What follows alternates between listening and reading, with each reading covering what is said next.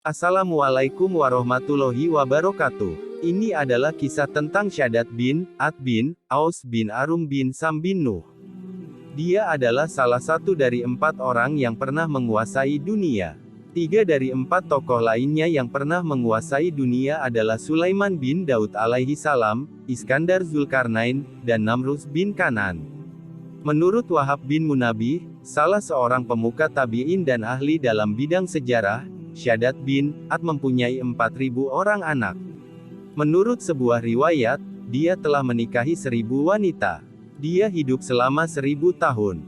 Al-Kisai tahun 737 Masehi sampai dengan 809 Mahes, seorang ulama di bidang qiraat Al-Quran, mengatakan, ketika Ad mau meninggal, dia mengangkat 3 anaknya untuk menjadi penggantinya, yaitu Shaddad, Syadid, dan Arum.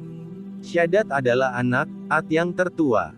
Tatkala kekuasaannya kian kuat dan bertambah luas, dia memerangi raja-raja yang ada di seantero bumi, membunuh mereka, menguasai tanah dan tempat tinggal mereka.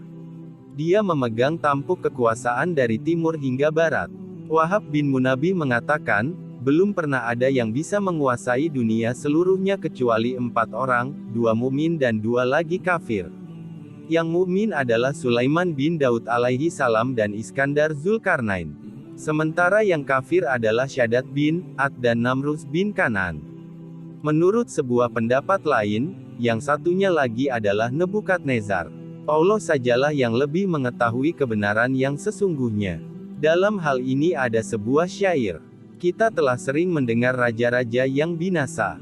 Mereka menguasai dunia dan apa yang mereka kuasai. Kematian menyedihkan kehidupan mereka. Mereka meninggalkan dunia dan apa yang harus mereka tinggalkan. Suatu hari, Sayyidina Ali radhiyallahu anhu pernah ditanya, ceritakanlah kepada kami tentang sifat dunia. Maka Sayyidina Ali menjawab, apa yang mesti aku katakan pada kalian?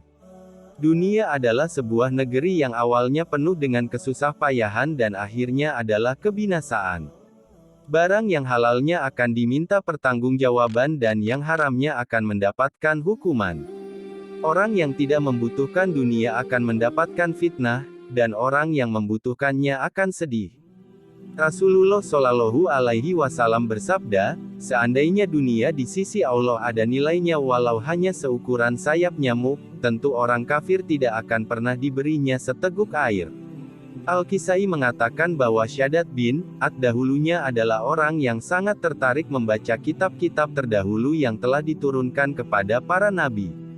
Setiap kali dia mendengar tentang sifat-sifat surga, dirinya merasa senang. Dalam hatinya terbersit untuk mendapatkan surga semacam itu di dunia. Lalu, Shaddad bin Ad memerintahkan salah seorang menterinya untuk mengumpulkan orang-orang pintar dan para arsitek. Dia menyuruh mereka mencarikan tanah yang luas, udaranya baik, dan banyak sungai serta pepohonannya. Dia ingin mereka membangunkan surga yang besar untuknya. Berangkatlah sang menteri beserta pasukannya yang pintar-pintar. Mereka berangkat menyusuri pelosok bumi.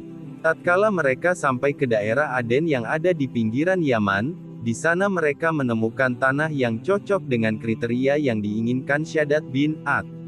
Setelah itu, Shaddad bin Ad mengutus tukang bangunan dan para arsitek ke sana.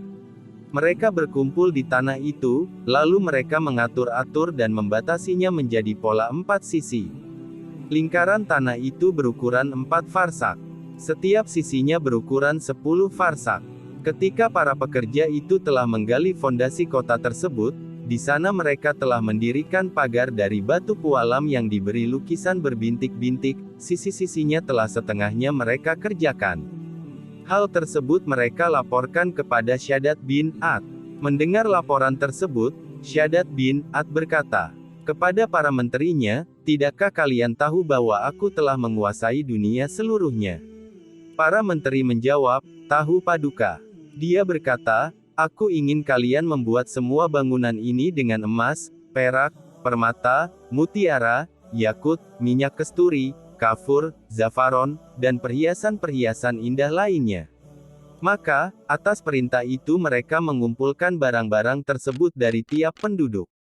Mereka pergi ke seantero dunia dan membawa semua yang telah dititahkan. Orang-orang mengerjakan semua itu dengan tabah. Semua pelosok mereka susuri untuk mendapatkan apa yang diinginkan oleh sang raja.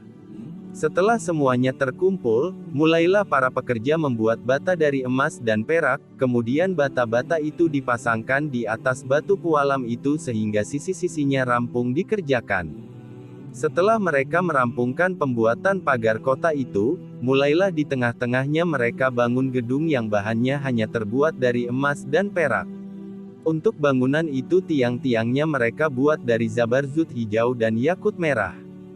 Gedung itu mereka percantik dengan pepohonan yang terbuat dari mutiara, yakut, permata, dan sungai yang mengalir.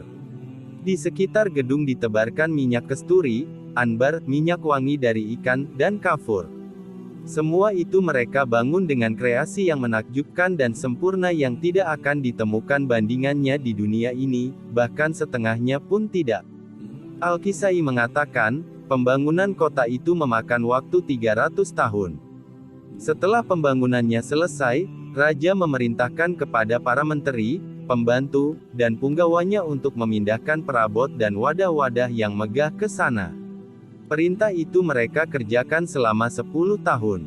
Setelah mereka selesai, Raja Syadat, beserta seluruh wanitanya, pelayannya, menteri, pembantu beserta wanita-wanitanya, dan para punggawanya, berangkat ke sana dengan menggunakan tunggangan yang berpelanakan dari emas yang sempurna hasil kreasi para arsiteknya. Ketika mereka sampai ke pintu kota itu, dan raja ingin masuk ke sana terlebih dahulu, tiba-tiba ada satu malaikat yang diutus oleh Allah kepada Syadat. Malaikat itu berkata, "Hai Syadat, jika engkau mengakui keesaan Allah, maka aku mempersilahkanmu untuk masuk. Akan tetapi, jika engkau tidak mau mengakuinya, maka pada saat ini juga aku akan merenggut ruhmu." Mendengar itu, Syadat menolak, kafir, dan mendurhakainya. Oleh karenanya, malaikat itu berteriak kepada mereka dengan sekali teriakan sehingga mereka semuanya mati. Akhirnya, tidak ada seorang pun dari mereka yang masuk ke kota itu.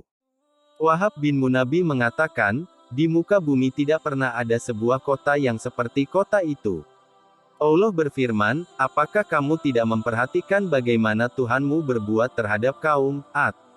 Yaitu penduduk Iram yang mempunyai bangunan-bangunan yang tinggi yang belum pernah dibangun, suatu kota, seperti itu, di negeri-negeri lain. Surat Al-Fajr ayat 6-8.